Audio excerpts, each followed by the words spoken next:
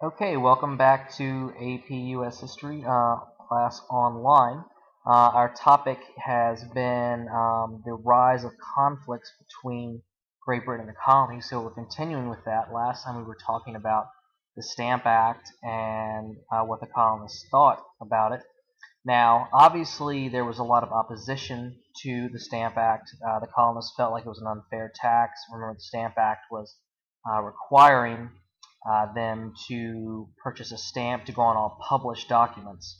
So newspapers, magazines, even things like playing cards. So you've got all kinds of additional taxes that are being levied through the Stamp Act. Well, this caused a lot of opposition. There were protests in many of the cities in the colonies, particularly up north. Boston was the center of this activity.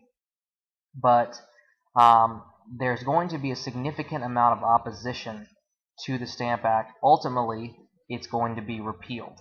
However, just because it's repealed does not mean that the colonists are happy.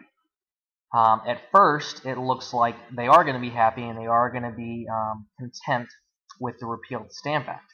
However, at the same time that this happens, Parliament also passes something called the Declaratory Act, which didn't really do anything in terms of changing British policies or implementing anything new. It just was simply declaring, thus its name, the Declaratory Act. It was declaring Parliament had total control, total authority over the colonies. So there was going to be no opposing British policy. Now, soon after the Declaratory Act is passed, colonists continue basically resisting British rule, including refusing to quarter or house British troops. So Parliament passes the Townshend Acts, which have several effects. Some of the most important ones are the fact that it did levy new taxes on goods coming in from England, but it also did things such as disband the New York Assembly, because the Assembly, which is basically the legislative body for the colony of New York, had basically refused to levy money towards housing those British troops. So this was done, to at least to some extent, to punish New York, to set example for them. What it did essentially was just anger the colonists even more. Now, the picture we're looking at right now was actually done by Paul Revere. It's from 1768. It's showing the port of Boston, and it's supposed to represent British troops arriving in the port of Boston.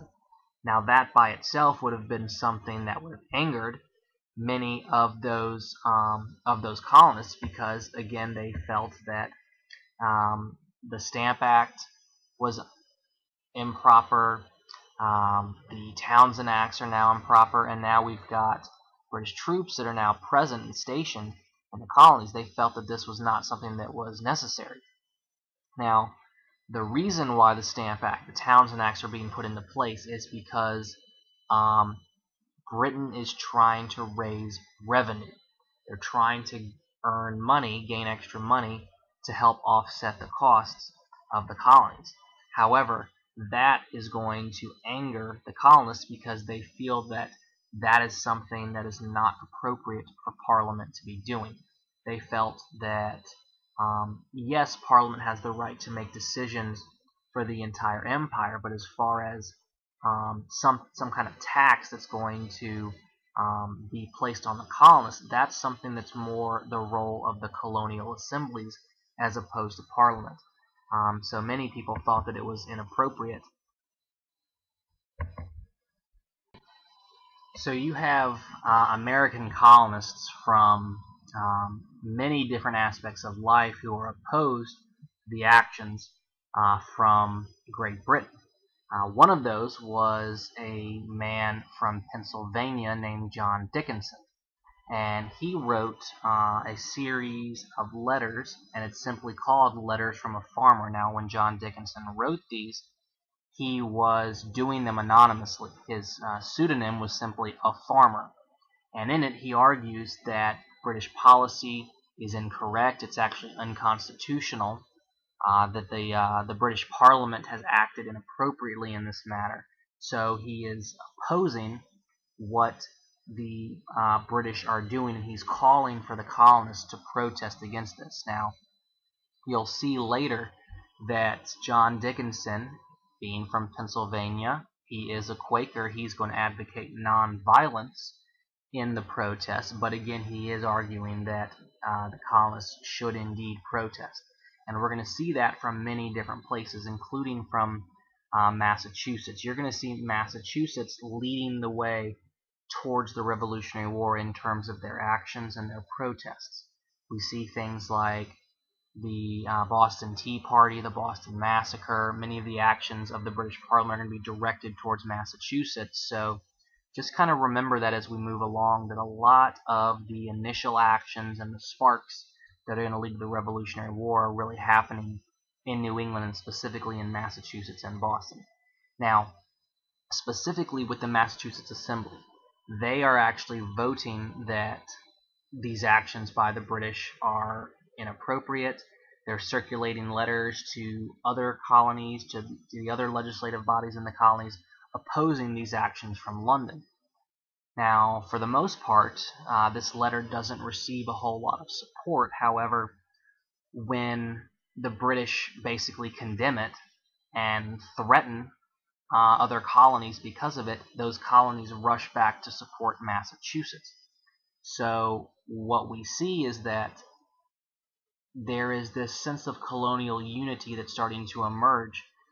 When the British threaten Massachusetts, that's when the other colonies rush back to their aid and say, no, we're going to stand up with Massachusetts in this. We're going to support them. Now, one of the most effective methods of protest among the colonists, this is one that they would use consistently all the way up to the Revolutionary War, is simply boycotting English goods. One of the purposes for having colonies is to benefit the mother country in terms of revenue, trade, but if the colonists are boycotting and they're not purchasing any of those goods, then it defeats the purpose. Usually what we see happen is the colonists boycott a particular good or a series of goods, and the British would ultimately back down and drop whatever policies they had put into place, and that's what's going to happen here too. Americans throughout the colonies put forth a very successful boycott, and eventually Townshend Acts are repealed. But we have a major incident that occurs before we get to that point, and that event is, of course, the Boston Massacre. And it's called the Boston Massacre, but how much of a massacre it actually is up for some substantial debate.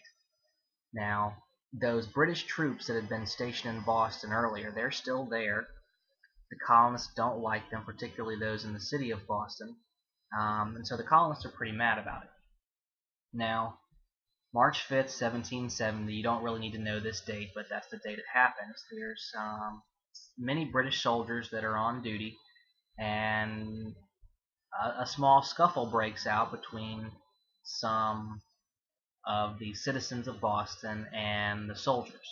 And what we think happened was that there was simply some colonists that were very unhappy about the soldiers being present, and they simply started to taunt the soldiers, calling names, harassing them, probably starting to throw snowballs, rocks, shells, things like that. Ultimately, it escalated to the point that you actually have some violence with, throwing rocks and things like that.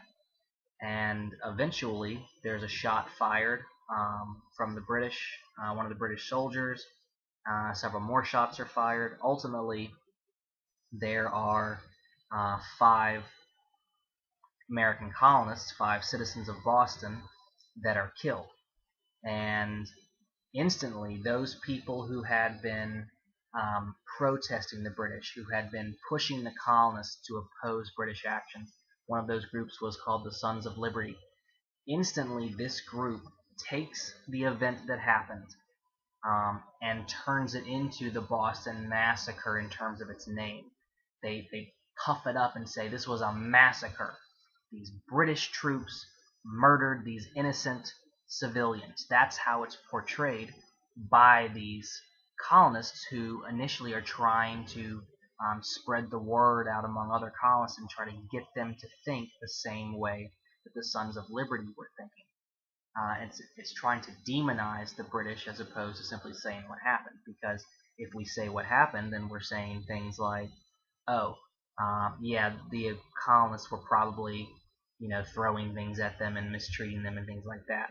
But that's not going to be talked about. So what we see is that many of the original portrayals of this are trying to make it look like a massacre. As we look at one of the most famous pictures, it's an engraving by Paul Revere. It's showing British troops in a line, and they're opening fire directly into a crowd. It didn't happen this way, but that's how it was portrayed because, again, they're trying to make it into the Boston Massacre. They're trying to make it sound much worse than it actually was, and they were pretty successful in this because obviously the name has stuck. Now where we go, that's going to be what's critical. Okay, so we're finishing up now with this unit. The important thing is to make sure that it's in your notes, and we'll continue on with our next topic back in class.